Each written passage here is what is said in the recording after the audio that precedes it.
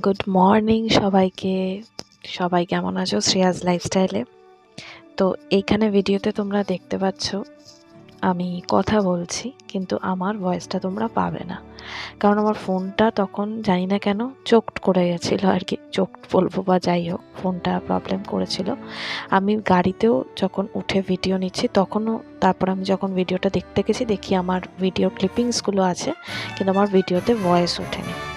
তো যাই হোক, মন খারাপ হলো, কারণ এখানে আমার মায়ের ভয়েস, আমার শাশুড়ি মায়ের ভয়েস, আমার হাজব্যান্ডের ভয়েসও আছে। গাড়িতে যেতে যেতে হাজব্যান্ডও অনেক কথা বলছিল, আপনাদের সাথে শেয়ার করছিল, সেগুলো আপনাদেরকে কোনোভাবেই আমি দিতে পারবো না, কারণ ভিডিও ক্লিপিংসটা আমার ফোনের ডিস্টারবেন্সের জন্য ভয়েসগুলো নেই। তো যার জন্য আমি ভয়েস দিতে বাধ্য হলাম। আজ অনেক দিন পর, অনেক মাস কেটে গেছে। আপনারা সবাই কেমন আছেন? আশা করি সবাই ভালো আছেন। যারা শ্রেয়াস লাইফস্টাইলের সাথে জড়িত তারা অনেকেই জানেন যে আমার জীবনে বা আমাদের জীবনে অনেক কিছু বড় ঘটে গেছে। অনেকেই আগে আমার পুরনো ভিডিওতে দেখেছেন আমার বাবাকে, আমার বাবা কতটা অসুস্থ ছিল। তো সবাই যারা জানেন না তাদেরকে জানাই কি আমার বাবা আর আমাদের মধ্যে আর নেই। যেটা ঘটেছে সেটা 3 অক্টোবরে উনি আমাদেরকে ছেড়ে চলে গেছেন। তো একটা শোক কাটিয়ে উঠতে অনেকটাই সময় লাগে। শোক কাটানো মানে এই নয় যে বসে বসে কেঁদে যেতে হবে, বসে বসে লোককে হাউতাশ করে যেতে হবে। সবার শোক কাটানোর পদ্ধতি এক হয় না। তার মানে এটাও নয় যে ঘুরে বেড়ানোটাও একটা শোক কাটানোর পদ্ধতি, কখনোই বলবো না। আমার বাবা বলতেন যেটা হয়ে গেছে সেটা হয়ে গেছে, যার চলে যাওয়ার সে চলে গেছে, তাকে ফিরিয়ে আনতে পারবো না। কিন্তু নতুন জীবন যুদ্ধে যখনই আমাদেরকে নামতে হবে তখন নতুনভাবে প্রস্তুত হতে হবে। তাই নতুনের প্রস্তুতির জন্য একটা প্রত্যেকের জীবনেই, বিশেষ করে আমার হাজব্যান্ড, আমার মা, আমার জীবনে একটা ফ্রেশনেসের দরকার ছিল। আমার হাজব্যান্ড কেন? কারণ লাস্ট 27th সেপ্টেম্বর থেকে যে যুদ্ধটা চলেছিল বাবাকে নিয়ে, সেখানে আমার হাজব্যান্ড, আমার জামাইবাবু, আমার দিদি, আমি, মা, আমাদের জীবনে একটা তোলপাড় চলেছিল। স্পেশালি আমার জামাইবাবু অ্যান্ড আমার বর, আমার হাজব্যান্ড, ওরা হসপিটালে বাবার সাথে মেল ওয়ার্ডে থেকে বাবাকে সমস্ত কিছু দেখেছিল, বাবার সাথে ওতপ্রোতভাবে জড়িত ছিল। তো প্রত্যেকের একটা ফ্রেশনেসের প্রয়োজন ছিল। তো আমিও কোথাও আপসেট ছিলাম। না, আমি কাঁদবো না, কাঁদবো না, একদমই কাঁদবো না। তো আমিও কোথাও আপসেট ছিলাম। তো ওই পয়েন্টে আমার হাজব্যান্ড ডিসাইড করে কি চলো আমরা জগন্নাথ পুরী যাই। তো ট্রুলি স্পিকিং আমার জগন্নাথ পুরী যাওয়ার একদম ইচ্ছা ছিল না। আমার বিয়ের আগে আমি জগন্নাথ পুরী গেছি 2015-এ, 15-16 অ্যারাউন্ড হবে, আই থিঙ্ক 15। দেন আমি আমার বিয়ের পর 2020-তে গেছি, আমার বাবাকে নিয়েই গেছি। আর তারপর এই 2024-এ যাচ্ছি, গেলাম। তো যাওয়ার সিচুয়েশন হয়তো ঠিক না, কিন্তু একটা কথা বলে না, যখন আপনাকে জগন্নাথ ডাকবেন না, আপনি পৃথিবীর যে প্রান্তেই থাকুন আপনি ছুটে যেতে বাধ্য। তো অনেক কিছু ঘটেছে। আমরা অনলাইনে রুম বুক করতে গেলে আমাদের রুমের সাথে স্ক্যাম হওয়া, এটা একটু অন্য ব্লগের থেকে একটু ডিফারেন্ট, তাই আপনাদেরকে শেয়ার করছি, একটু ডিফারেন্ট ব্লগ। স্ক্যাম হওয়া, অনেক কিছু, যাবো কি যাবো না, ছুটির ব্যবস্থা, নানান রকম কমপ্লিকেশন। কিন্তু ওই যে জগন্নাথ দেব যখন আপনাকে ডাকবে তখন আপনাকে দেখা দিতে বাধ্য। তাই এই ব্লগটা একটু অন্যরকম বানালাম, ছোট্ট বানালাম। গুগলে সার্চ করলে প্রচুর Kolkata to Puri destination blog পেয়ে যাবেন, লটস অফ ব্লগস আছে। আমি সেরকম ব্লগ বানাচ্ছি না, এটা আমি জাস্ট আমার একটু হ্যাপি মোমেন্ট সেটা বানাচ্ছি। একটা কথা বলবো, মনে সাহস করে বেরিয়ে যান। গাড়ি করে যাওয়া নিয়ে আমাকেও অনেকে অনেক কিছু বলেছিল, হ্যাঁ গাড়ি করে যাবি, রিস্ক আছে, এই আছে হয়েছে, কিন্তু আমি মনে জেদ ধরেছিলাম যাবো তো আমি গাড়ি করেই যাব, তাতে 10 ঘন্টা দাঁড়িয়ে যাব তাও ঠিক আছে, এবার আমি বেরিয়ে যাব। আর আমার বরকে মনে সাহস দেওয়া, আর যা কিছু সব কিছু আমি ওকে মনে সাহস করে বললাম চলো চলো চলো বেরোই, যেটা হবে দেখা যাবে। আমি সমস্ত ব্যবস্থা করা, অ্যারেঞ্জমেন্ট করা বেরিয়েছি। তো এখানে ভয়েসে সেই সবই গল্প আপনাদের সাথে আমার হাজব্যান্ড আমি করছিলাম, কিন্তু সেই ভয়েসটাই চোখড হয়ে গেছে, যার ফলে আমাকে ভয়েস ওভার করতে হচ্ছে। তো আশা করি আপনারা ভালো আছেন, এই ব্লগটা আশা করি আপনাদের ভালো লাগবে। চলুন একটু করে আমরা দেখতে থাকি কেমন লাগছে, একটু দেখুন আশেপাশে সিনিক বিউটি। আমরা ভেবেছিলাম ভোরবেলা 4টের সময় বেরোবো, পারিনি 4টের সময় বেরোতে, আমরা বেরোতে বেরোতে 6টা বেজে গেছিলো। তো আমরা যখন পুরী ঢুকছি তখন আই থিঙ্ক বিকেল 4:30, 5টা 5:30 হয়ে গেছিলো। তো কারণ আমি বাচ্চা নিয়ে গেছি, বয়স্কর সাথে মা আছে, শাশুড়ি মা আছে, তাদেরকে নিয়ে রেস্ট করতে করতে আমরা গেছি। তো দেখুন ব্লগটা কেমন লাগছে, প্লিজ লাইক করবেন, কমেন্ট করবেন। আর আমার বাবা আমাকে প্রচুর এন্থু দিত, আমার ব্লগের জন্য সারাদিন ওয়েট করতো। আমি মাঝখানে ব্লগ করা একদমই টোটাল বন্ধ করে দিয়েছিলাম।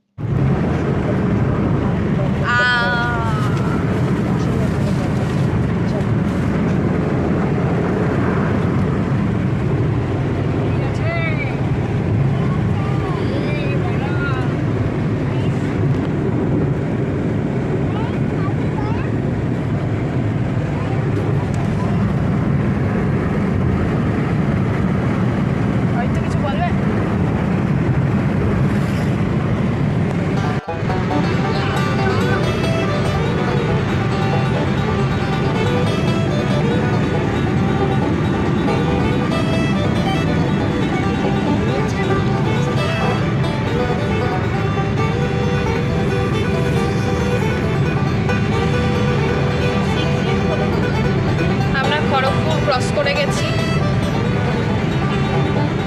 এই যে জিপিএস ট্র্যাক লাগানো আছে এখানে, কততে স্পিড চলছে জানাই যাচ্ছে। ওই যে 90।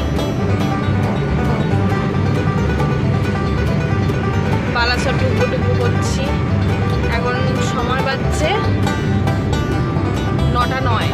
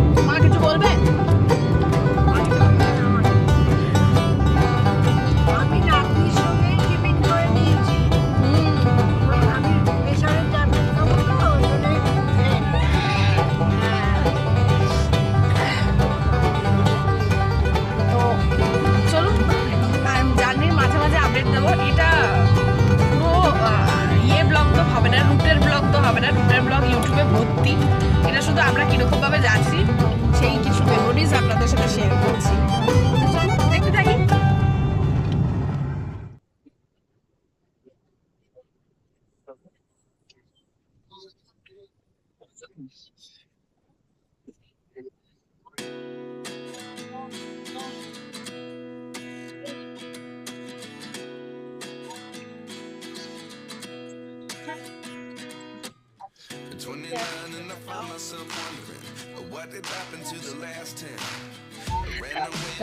আমাদের এখন লাঞ্চ করা হয়ে গেছে, এখন কটা বাজছে? 2টো বাজছে। আমরা এখন ভদ্র ক্রস করে বেরিয়ে গেছি, চাঁদি কোলের দিকে এগোচ্ছি।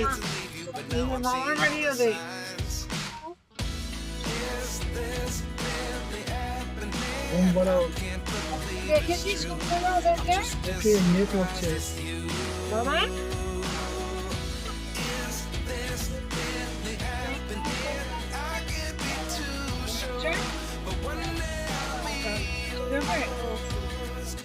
কিন্তু বাড়িতে মাংসর ঝোল ভাবছে হচ্ছে।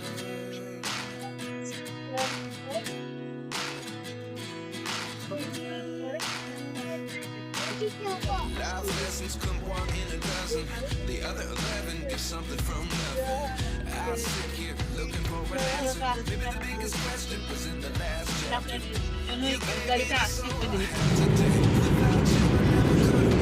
Bye-bye.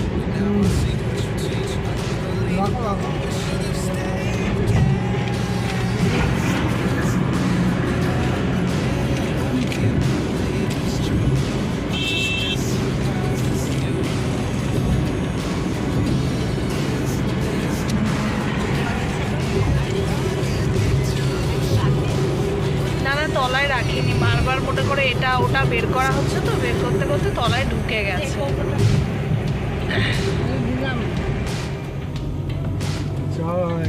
এইদিকে দেখ, এইদিকে দেখ।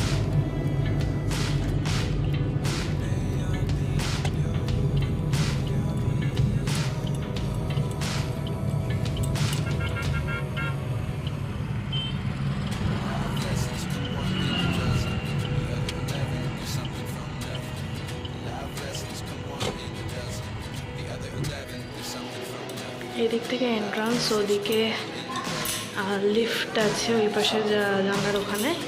লিফট থেকে এসে সেকেন্ড ফ্লোর 305 নম্বর রুমটা বেশ ভালো। ঢুকে পর ডান দিকে এদিকে ওয়াশরুম আছে, ওয়াশরুম বন্ধ করছে, আগে ঢুকি কারণ মাদের রুমটাও ওই পাশে একই রকম রুম। আমি জাস্ট আমাদেরটাই রুম টুর করছি, একটু লাগেজটাকে জিনিসটা গেছে। যাই হোক, এখানে বেশ সুন্দর ডাস্টবিন রাখার আছে, শুজ রাখার জায়গা আছে। এখানে বিশাল বড় আয়না দিয়েছে, জগ, কাপ। এখানে আমি আমার চার্জার আর মেয়ের ইস্যু বটি রেখেছি। আর তারপরে দেখো বেডে আমার একটু জিনিসপত্র রাখা আছে। যাই হোক, এখানে ঢুকেই এখানে টিভি, ক্যাবিনেট, এখানে প্রচুর ক্যাবিনেট করা আছে, খুবই ভালো। এখানে একটা ক্যাবিনেট খোলা যায়, আমি এখন খুলছি না কারণ আবার লাগেজ রাখা আছে, নাহলে প্রচুর বেশ অল্প করে দেখাচ্ছি। হ্যাঙ্গার ট্যাঙ্গার আছে, খুবই ভালো, বেশ রুমটা ভালো ফিটফাট। এসিওয়ালা নিয়েছি। এখানে ফোন আছে রিসিপে, আর এই পাশটা ব্যালকনি আছে।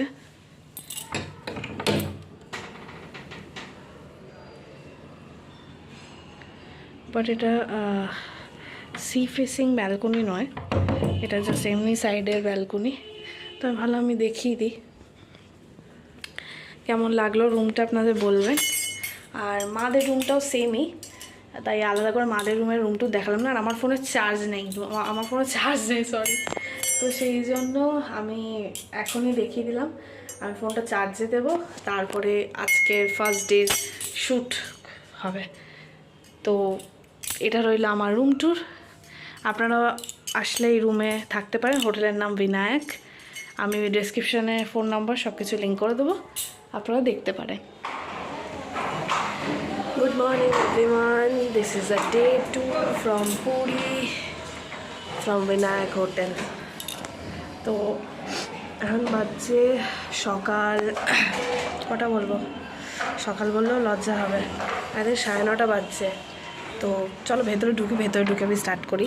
9:30 বাজছে। এবার আপনারা ভাববেন যে 9:30টার সময় ঘুম থেকে উঠেছে, এখন রেডি হয়নি। তো ফ্যাক্ট ইজ দ্যাট ভোর 6:30টায় ঘুম ভেঙে গেছিলো। কিন্তু কালকে এতটা গাড়ি চালিয়ে এতটা এক্সস্ট ছিলাম যে সবাই ঘুমাচ্ছিলাম, আমি উঠে গেছিলাম। যাই হোক, উঠে তারপর সবাই গেল সমুদ্র দেখতে। আমি আর সমুদ্র দেখতে যাইনি। আমি আমার একটু বেড ফেডগুলো ক্লিন করলাম, যেগুলো কাচতে হবে সেই জামা কাপড়গুলো এক জায়গায় করলাম। আর যেগুলো আজকে দুপুরবেলা পুজো দিতে যাব সেই জামা কাপড়গুলো এখানে সেগ্রিগেট করে সাজালাম। মেয়ের বোতল ধুয়ে গরম জল করে রাখলাম। দেন আমি ব্রাশ করলাম। অ্যান্ড কালকে আমি ফেস ওয়াশও করিনি, আজকে আমি ফেস ওয়াশ করলাম। আর সবাই গেল বাইরে ঘুরতে। তো আমার হাজব্যান্ড আমাকে সাডেনলি কল করলো, অ্যান্ড কল করে আমাকে বললো যে শ্রেয়া তুমি কখন আসবে, তুমি কি ঘুরতে এসেও বাসন মাজা কাপড় কাচা করে যাচ্ছ? তো ট্রুলি স্পিকিং আমি বললাম যে ডিয়ার হাজব্যান্ড, আপনারা বুঝতেই পারবেন না যে ওয়াইফরা আপনার মানে সুগৃহিণী কীভাবে সব কিছু কাজ সুন্দরভাবে সময়ের মধ্যে করে টিপটপভাবে করে হাতের কাছে রেডি একদম তটস্থ থাকে যে হ্যাঁ এটা চাইলে এটা পেয়ে যাবে। তার জন্য এই কাপড় কাচা বাসন মাজা গৃহিণীদেরকে রেডি থাকতে হয়। তো যাই হোক, তো আমরা এখন যাব ব্রেকফাস্ট করতে। দুই মাও আমার বেডরুমে এলো। তারাও সকাল সকাল ঘুরতে বেরিয়ে গেছিলো, দুই মা হাত ধরে। তো তারা এসে আমাকে বললো যে তুই কী করছিস, বেরোসনি কেন? তো আপনারাও সবাই আমাকে নিয়েই খেপে গেছে যে আমি বেরোইনি কেন। তো আমি দেখাই আমার ড্রেসটা। এখন আমি পরেছি একটা ব্যাগিজ জিন্স টাইপের পরেছি। আমি ব্যাক ক্যামেরা করে দেখাবো, ব্যাক ক্যামেরায় বোঝা যাবে কিনা জানি না।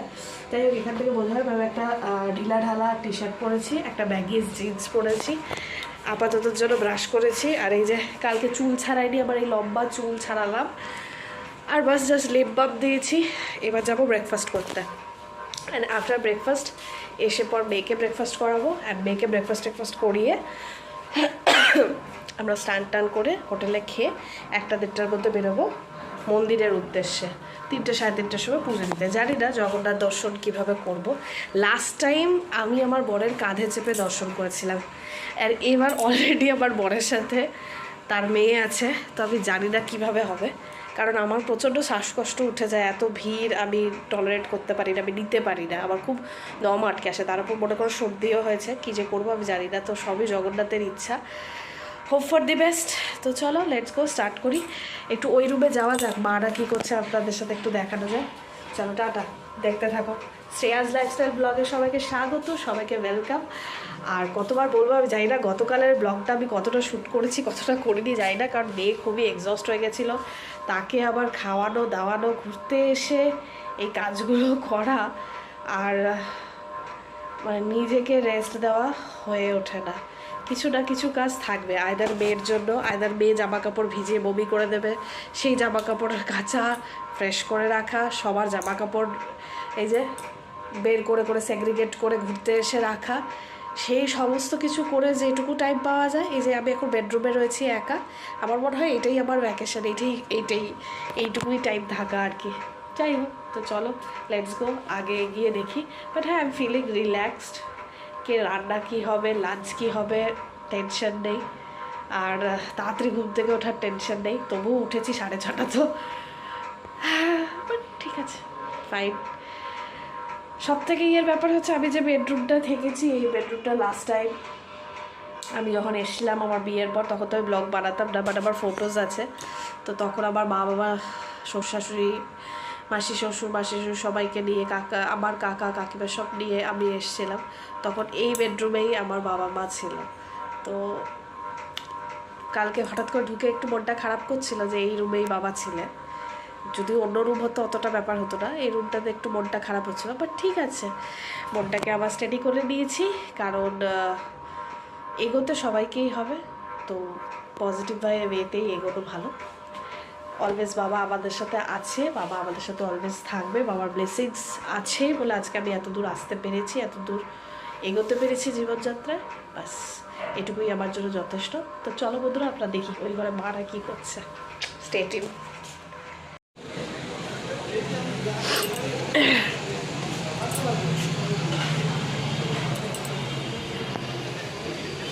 ওই যে সমুদ্র থেকে স্নান করে এসে ওখানে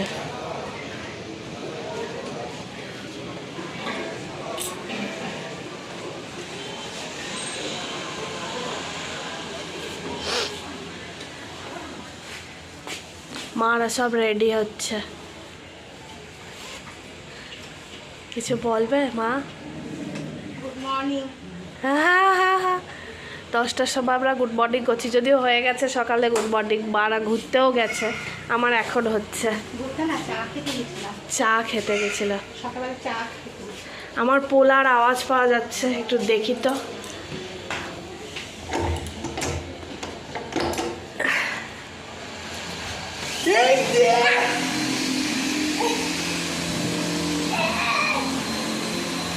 এই যে আরেকজন। সকাল সকাল কোথায় গেছিলে চা খেতে? সমুদ্রে খেললো দেখলো, একটু জলে পাটা ভেজালাম। হ্যাঁ, জলে নেওয়া মনে এটা হতে পারে। প্যান্ট ভিজে গেছে না, প্যান্টটা হিসি কফি ওসব খাওয়া হয়েছে। দেখলেন, ওই হিসি বডির চক্করে আমার আর এ হয় না। কি খাবে আজকে? পাবদা, রুই। খাবো না, পাবদা, আপনিও পাবদা খাবেন? আমাকে পাবদা করে দিন। এই ওদেরকে জিজ্ঞাসা করো না যে মাছ কিনে নিয়ে আসছে, কি রান্না করে দেবে কিনা।